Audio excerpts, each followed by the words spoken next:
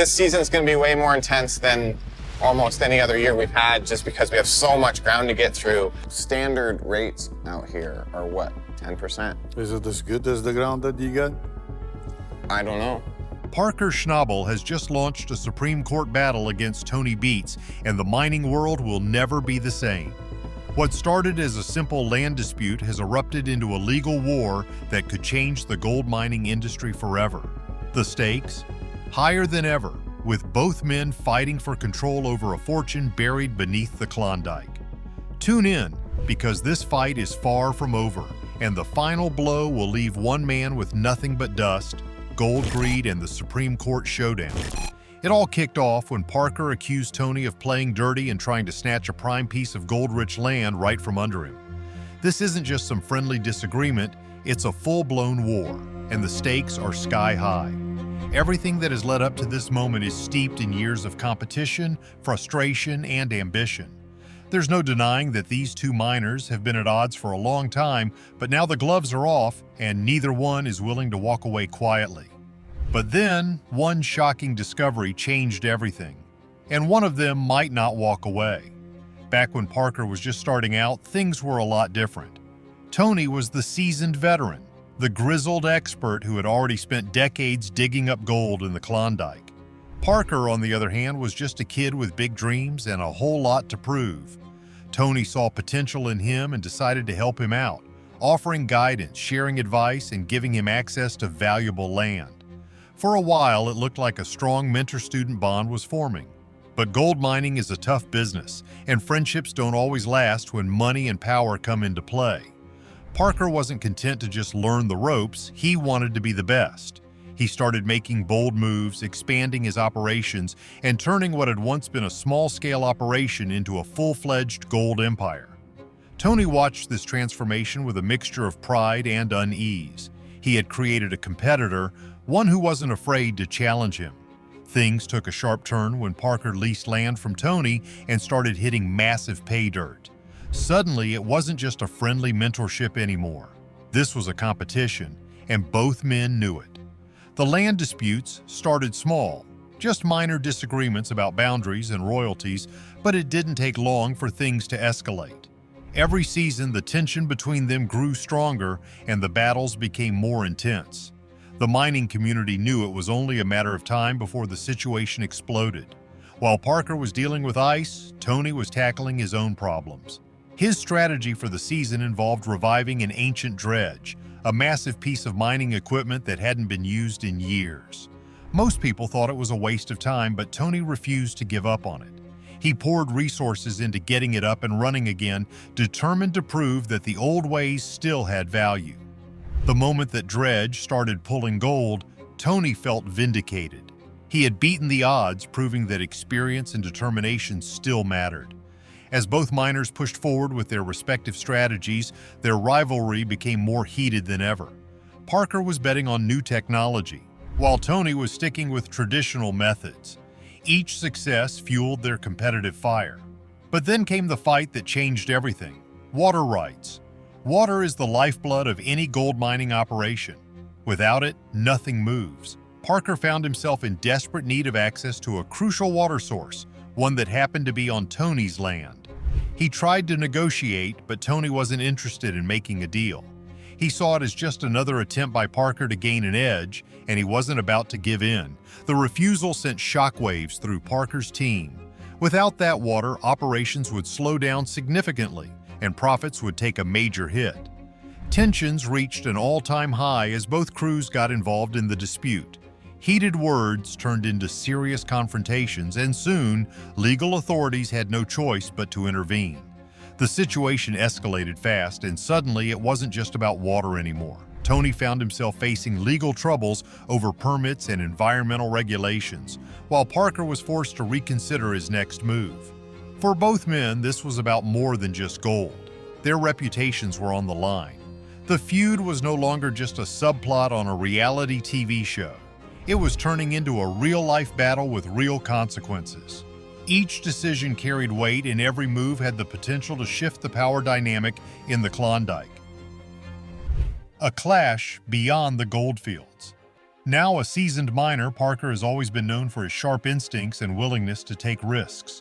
By his mid-20s, he'd already built a fortune worth tens of millions, not by flaunting flashy toys, but by smartly reinvesting into his mining ventures. His approach, upgrading equipment and expanding operations, set him apart in a cutthroat industry. Yet Parker's relentless drive has also come at a cost, particularly in his personal life. His demanding schedule led to the end of a 2-year relationship with Australian vet nurse Ashley Yulee, proving that juggling mining and romance is no easy feat. This laser focus on success is what propelled Parker from working alongside his grandfather John Schnabel to leading massive mining operations. But with success came obstacles, fluctuating gold prices, equipment breakdowns, and fierce competition.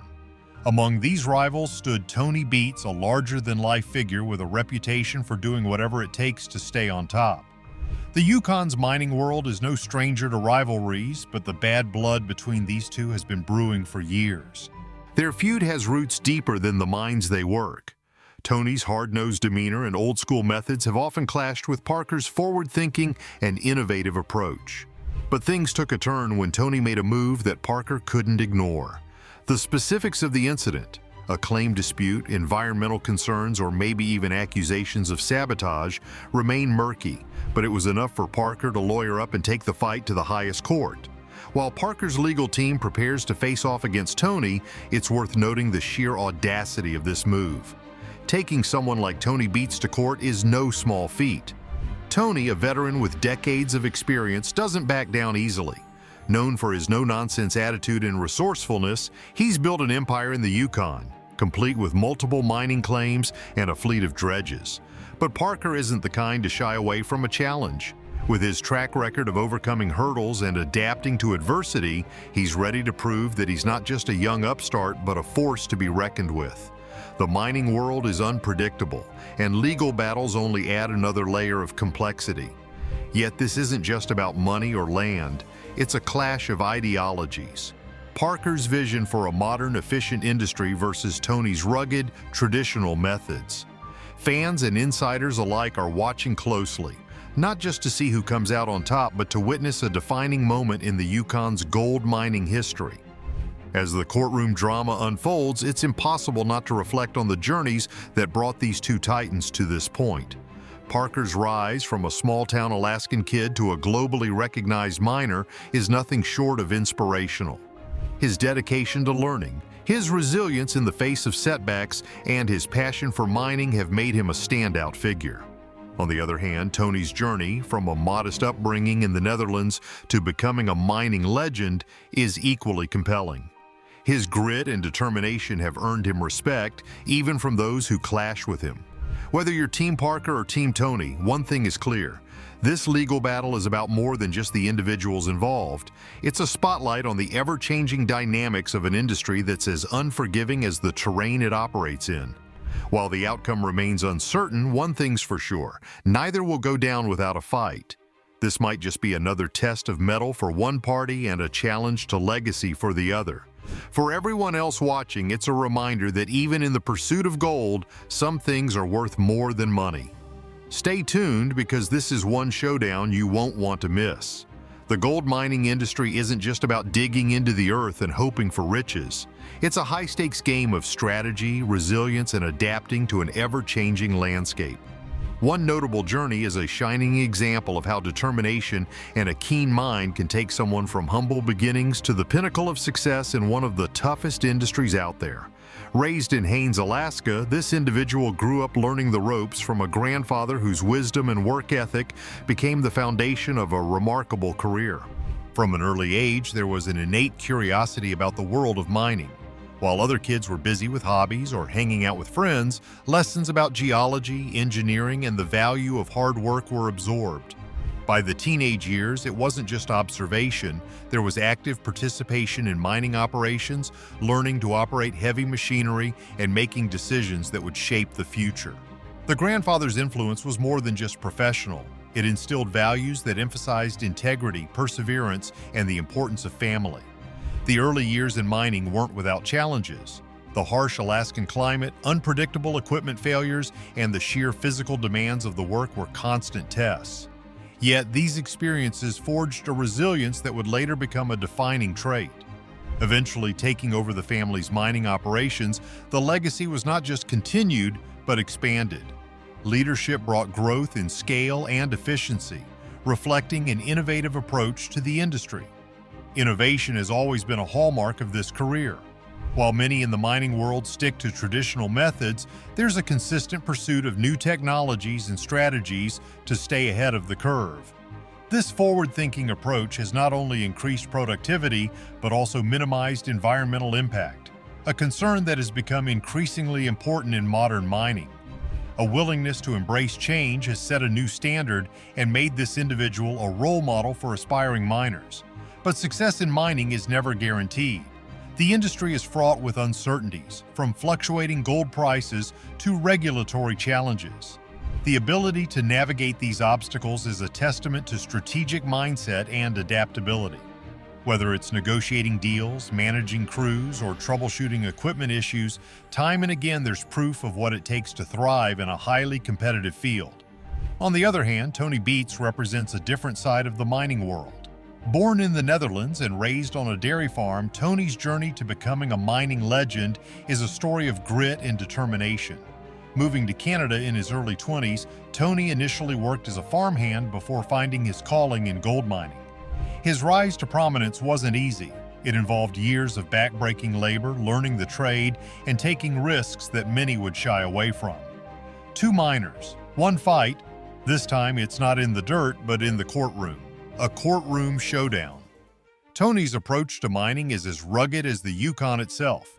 He's known for his hands-on style, often working alongside his crew and tackling challenges head-on. His no-nonsense attitude and penchant for straight talk have earned him a reputation as one of the toughest figures in the industry. But Tony's success isn't just about brute force, it's also about strategy. Over the years, he's built an empire that includes multiple mining claims, a fleet of dredges, and a loyal team that shares his vision.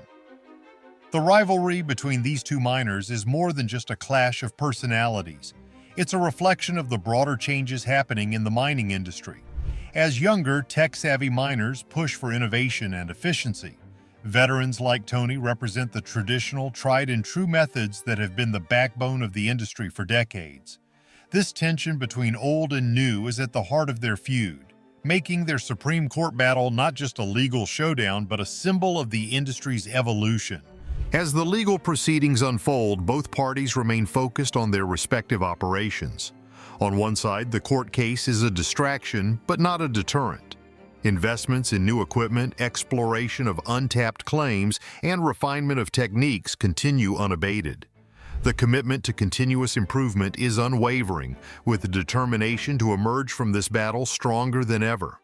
Meanwhile, Tony, with decades of experience under his belt, is equally resolute. His confidence in his methods and his team's abilities keeps him moving forward, regardless of the challenges he faces. The outcome of this legal battle will undoubtedly have a significant impact on both miners' careers. But beyond the immediate stakes, it's a reminder of the complexities and high stakes of the mining world. It's not just about finding gold, it's about navigating a landscape filled with competition, regulatory hurdles, and the ever-present risk of failure. For Parker and Tony, this court case is more than a dispute. It's a test of their resilience, their vision, and their ability to adapt in an industry that demands nothing less than excellence. As fans and industry insiders watch this drama unfold, one thing is clear: the mining world is as unpredictable as ever. The rivalry between two miners, while intense, is also a testament to the passion and determination that drive the industry forward. Whether through innovation, tradition, or a combination of both, these miners have shown that success in gold mining requires more than just hard work. It demands vision, courage, and an unrelenting drive to overcome obstacles. Imagine this: a young gold mining prodigy found himself in a full-blown legal showdown with an infamous rival. This wasn't just a regular court case, it was a clash of two mining titans. The scene was set not in the dirt-filled trenches of the Yukon, but in the pristine halls of the Supreme Court. And what kicked this all off? Let's just say one miner had pulled a stunt that left the other no choice but to take things to the next level. Let's rewind a bit. With his boyish charm and knack for turning rocks into gold, the young miner had always been a trailblazer. His rise in the mining world wasn't luck. From a young age, he'd learned the ropes, managed his team like a pro, and made some of the gutsiest moves the industry had ever seen. But even for him, this legal battle was a whole new ballgame.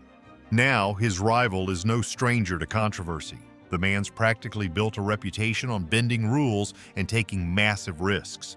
Back in the day, he'd used some pretty wild tactics to keep his mining empire running, including setting a dredge pond on fire, a move that slapped him with hefty fines under the Yukon Waters Act. But this time, his actions had really pushed the envelope, leading to what would become one of the most talked about lawsuits in the industry's history. The crux of the matter? A gold claim dispute. The rival had allegedly used some crafty maneuvers to encroach on one of the young miner's most promising claims. To the young miner, this wasn't just about money. It was personal. That patch of land represented years of hard work, countless hours of planning, and an unwavering commitment to his craft. And the rival? He seemed to treat it like just another pawn in his gold-chasing game. As the legal dust started to settle, the details of the case painted a dramatic picture. The young miner accused his rival of underhanded tactics, including exploiting loopholes in mining regulations to gain control of the claim.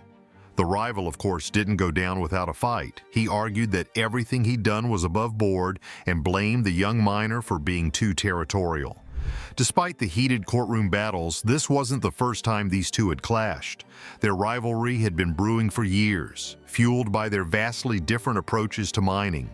One, with his focus on efficiency and innovation, often butted heads with the other's old-school methods and larger-than-life personality.